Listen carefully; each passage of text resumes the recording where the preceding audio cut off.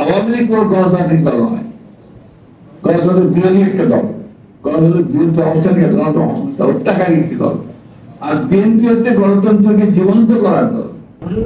একটা কথা খুব ভাইরাল হয়েছে, বারবার কিছু জায়গা থেকে বলা হচ্ছে আওয়ামী লীগ বিএনপি এই কথাটা এটা আপনার খুব পরিকল্পিত একটা আপনার প্রচারণা, পরিকল্পিত অপপ্রচার, এবং এটা করেই তারা আপনার কিন্তু যারা দুষ্টু, যারা আপনার বলি সবসময় যারা ফায়দা লুটতে চায় তারা ফায়দা তারা লুটতে চায়।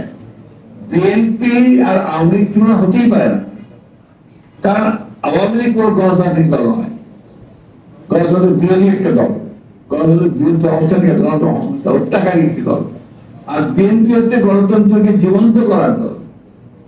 1975 সালে স্বাধীনতা ঘোষক শহীদ প্রেসিডেন্ট জিয়াউর রহমান তিনি একদলীয় গণতন্ত্র ব্যবস্থা থেকে বহুদলীয় গণতন্ত্র নিয়ে এসেছেন, মাল্টি পার্টি সিস্টেম নিয়ে এসেছেন। Begum Khaleda Zia parliamentary form government নিয়ে এসেছেন। আমরাই কেয়ারটেকার গভর্নমেন্ট সিস্টেম চালু করেছি। সুতরাং এই দেশে গণতন্ত্রের প্রাতিষ্ঠানিক উন্নয়নের ক্ষেত্রে যে ফান্ডামেন্টাল জিনিস প্রত্যেকটা আমাদের হাতে করা, এবং আমরা ক্ষমতা হস্তান্তর করার শান্তিপূর্ণ আমরা করেছি। আমরা ফ্যাসিবাদকে সরিয়েছি, হাসিনাকে সরিয়েছি। এটা একটা ইন্টারিম গভর্নমেন্ট আছে। ইন্টারিম গভর্নমেন্ট আমাদেরকে অতি দ্রুত আমাদের সকলের মতামত কি একটা সংস্কারের মধ্য দিয়ে তারা নির্বাচন যাবে, যে নির্বাচনটা অবাধ তবে জনগণের হাতে ক্ষমতা হস্তান্তর হবে, সেখানে প্রতিবন্ধকতা সৃষ্টি করছে। এক, দুই হচ্ছে আপনারা দেখবেন যে আমি খোলামেলাই বলছি আর কি, অনেক সময় দেখা যায় যে অত্যন্ত দায়িত্বশীল রাজনৈতিক দলেরা তারা এমন এমন কথা বলছেন যেটা আপনার সামগ্রিক ঐক্যের জন্য খুব একটা আপনার উপযোগী নয়। এটা একটা সমস্যা। দ্বিতীয় একটা সমস্যা হচ্ছে আপনারা দেখছেন যে আমরা জানি যে এই প্রশাসন এখন পর্যন্ত ফ্যাসিবাদ মুক্ত হতে পারেনি, এবং ফ্যাসিবাদ মুক্ত হতে না পারার অন্যতম প্রধান কারণ হচ্ছে এত ডিপ রুটেড চলে গিয়েছিল আপনার ফ্যাসিবাদ, ডিপ স্টেটে তৈরি হয়েছিল, যে সেখান থেকে আপনার এখন ফ্যাসিবাদ বিরোধী লোকজনকে খুঁজে বের করা কঠিন হয়েছে। এখানে আমাদের যেটা সবচেয়ে বড় প্রয়োজন সেটা হচ্ছে আমাদের ঐক্য রাখা, ধৈর্য রাখা, এই সরকারের সমস্ত কাজকে আপনার সমর্থন দিয়ে এগিয়ে নিয়ে যাওয়ার চেষ্টা করা।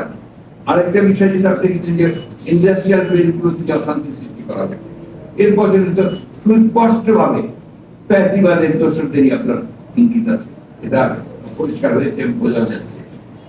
এই জিনিসগুলো আমাদেরকে আপনার আজকে যে কথাটা যে প্রশ্নটা আপনি করলেন সেটাই আমাদের কাছে মনে হচ্ছে যে একটা চক্রান্ত করছে। উপলব্ধ আপনি জানতেন সোশ্যাল মিডিয়ার যে কথাটা অভ্যস্ত নয়, তারপরেও আমাদের কাছ থেকে শুনতে বুঝি যে সীমান্তের ওপর থেকে আপনার আমাদের কথিত ফ্যাসিবাদী হাসিনা অডিও টডিও মাঝে মাঝে ফাঁস করে দেওয়া হয়, যেগুলোতে আপনার বিভিন্ন রকম বিভ্রান্তিকর খবর থাকে। অন্যদিকে আপনারা অনেকটা প্রচারণা খুব চালানো হচ্ছে, আবার শুরু করার চেষ্টা করা হচ্ছে বাংলাদেশে যারা ধর্মীয় ভাবে সংখ্যালঘু তাদের উপরে অত্যাচার নির্যাতন চালানো হচ্ছে, যেটা একেবারে টোটালি বাপোয়াজ। এটা আপনার আমরা শুধু নই, ভারত থেকে যে সমস্ত সাংবাদিকরা এসেছিল, অনেক এসেছিল, তারা পর্যন্ত এখানে এই সমস্ত তারা দেখে গেছে, তারা রিপোর্ট করছে যেটা বলা হচ্ছে এটা সঠিক নয়। যেটা হয়েছে সেটাতে রাজনৈতিক কিছু সমস্যা তৈরি হয়েছে, সেটা সবসময় হয়, হতেই পারে। সুতরাং চক্রান্ত ওই জায়গায়, হ্যাঁ, এবং আমরা পছন্দ করি না। যেটা আমরা আপনার সবসময় আমরা বলি যে আপনাকে এখন যেটা সবচেয়ে বড় প্রয়োজন এই মুহূর্তে, যে ধৈর্য ধরে সহনশীলতার সঙ্গে যে ইন্টারিম গভর্নমেন্টকে দায়িত্ব দেওয়া হয়েছে তারা যেন কাজ করতে পারে, তাদেরকে সঠিক কাজ করতে দিয়ে অতি দ্রুত যে সংস্কারের কাজে তারা হাত দিয়েছেন, আমরা মনে করি এই কাজগুলো দরকার। এই কাজগুলোকে খুব দ্রুত শেষ করে একটা নির্বাচনের দিকে যাওয়া, যে নির্বাচনটা নিরপেক্ষ সরকারের অধীনে নির্বাচন হবে এবং আপনার একটা সবার সুষ্ঠু জনগণের ভোট দিয়ে প্রতিনিধি নির্বাচন করবে, তারপরেই আপনার বাকি কাজগুলো করা সম্ভব।